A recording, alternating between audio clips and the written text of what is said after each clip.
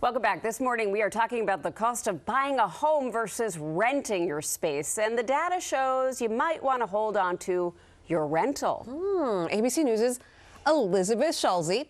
She's been digging into this report. She's joining us finally. Welcome to Mornings at 10. I'm so happy to be here in person. So glad to have you in the studio with us. So for so long, owning a home has been the American dream. Have assets, build equity.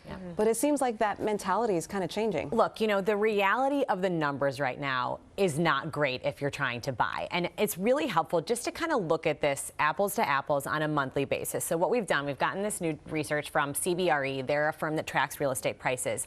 And what they show is that right now, nationwide, the average price to rent is about $2,100 a month. So your lease on a new apartment, $2,100.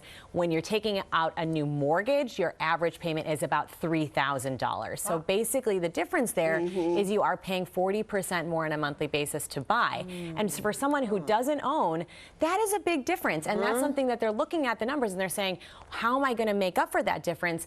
Obviously, you point out there's a lot, this matters a lot where you live, right? It's going to depend on the market you're in. And when you're buying, you are building that equity. So some people think of rent like you're flushing that money down the drain every single month. But at the end of the day, when it is such a big difference, it does make you think twice about, is this really the best decision for me right now? Now, during COVID, we saw property prices really spike. I think that's probably leveled off, but then we saw interest rates go up, mortgage rates going up. And I know inflation, when it goes up, the mortgage rates also go up. So what are the researchers saying about why the rates go up and when they might come back down? Right, and we had seen a little bit of easing in those mortgage rates in recent weeks. Now we're back up to about 7%, the average rate on a fixed 30-year mortgage. Historically, you know, that isn't as high as we'd seen decades ago, but for an entire generation that locked in rates that were 2-3%, looking at a 7% number is really challenging. And that is one of the reasons why buying right now is more expensive. But I will say there is some good news on that front, and that's that people are a little bit coming to terms that rates are going to be higher for longer, that this 6% level might be around to stay. So people who had bought and didn't want to leave because they locked in low rates are starting to sell now. That means more homes are coming on the market. And one of the reasons why there is this big difference between buying and renting is there just aren't enough homes on the market. So if we can get more homes out there, that should help lower prices a little bit. So those numbers you were talking about, as I understand, are more average, widespread. And I think we're conditioned here in New York for things costing a little bit more. So I know you dug into some of the New York specific numbers. I don't even want to ask if it's worse, but I'm just going to ask, how bad is it? Okay, you don't really want to know. And CBRE, they helped us out here. They looked at what the average is across New York. And of course, this also varies depending on the neighborhood you're in New York. But monthly on average, your rent here right now, $36.45.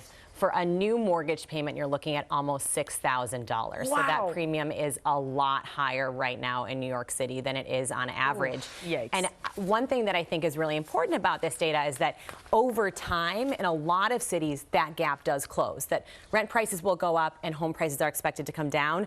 That is a little bit less the case here. So when you look at that forecast going forward, it will be a little bit less of a gap, but still pretty big. So funny, we bought a place in 2020 and we were one of those lucky few that got locked into one of those really low percentages. Great decision. But it still hurts no matter what. When you buy a home, there's so many more expenses that go into it. And that's important for first-time buyers to know. You're paying insurance, you're paying for maintenance. When you have a landlord, they're taking care of a lot of that. So it is beyond important to look at your own budget here. Make sure you do the math to figure out what the best decision is. Thank you, Elizabeth. Thank you guys so much. Fair to say it's still the American dream. It just might be on hold for a little bit. Might take a little bit longer. That's a good point. Yep.